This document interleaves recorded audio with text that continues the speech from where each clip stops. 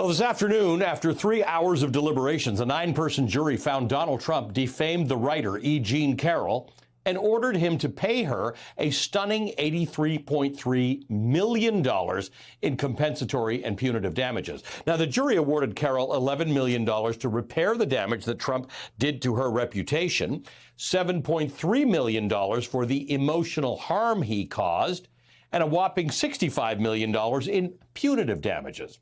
E. Jean Carroll's attorney, Roberta Kaplan, said in her closing statement, which we now have the transcript of, by the way, and I'm going to read some of it to you.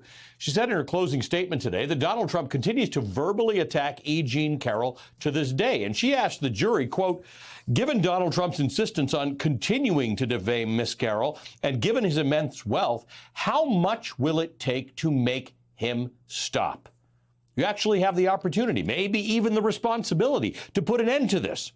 What you should do, ladies and gentlemen, is make him pay for what he's done to E. Jean Carroll. In fact, borrowing the same words, the very same words that Donald Trump used to attack E. Jean Carroll back in June 2019, now is the time to make him pay for it. Now is the time to make him pay for it dearly.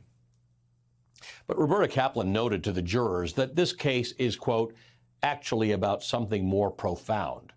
Whether the rules that apply to everyone else, to you and to me, to Ms. Carroll and our family and friends, whether they also apply to Donald Trump. Here is some of that closing statement as the jurors, and Donald Trump, at least for a time, heard it. Ms. Kaplan says, typically, when someone is held liable in court for spreading false and defamatory lies, they stop. Think about that. What would you do if a jury found your statement about someone else was intentionally and damaging to that person and was a lie? The answer is obvious. You would stop saying it.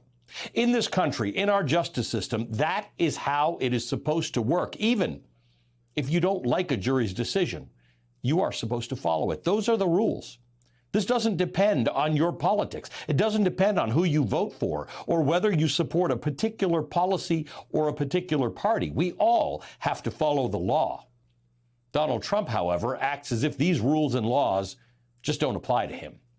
After the prior jury found that his attacks on Ms. Carroll were false and defamatory last year, did he respect the jury verdict?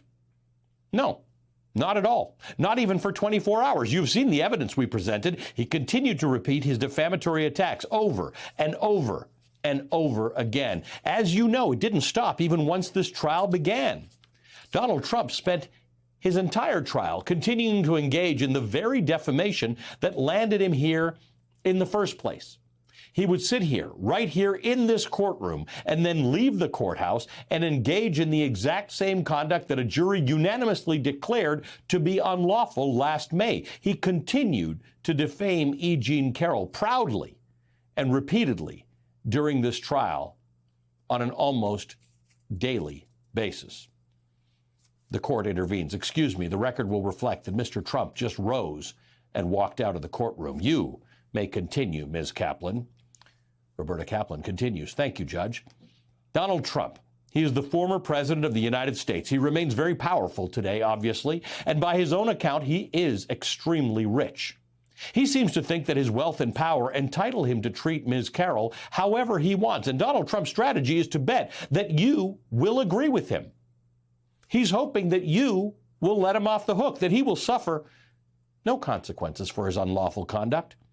He is betting that you will let him continue to defame Ms. Carroll, lying about her and destroying her reputation. But no matter what Donald Trump thinks, and no matter what Donald Trump says, the rules do apply to him.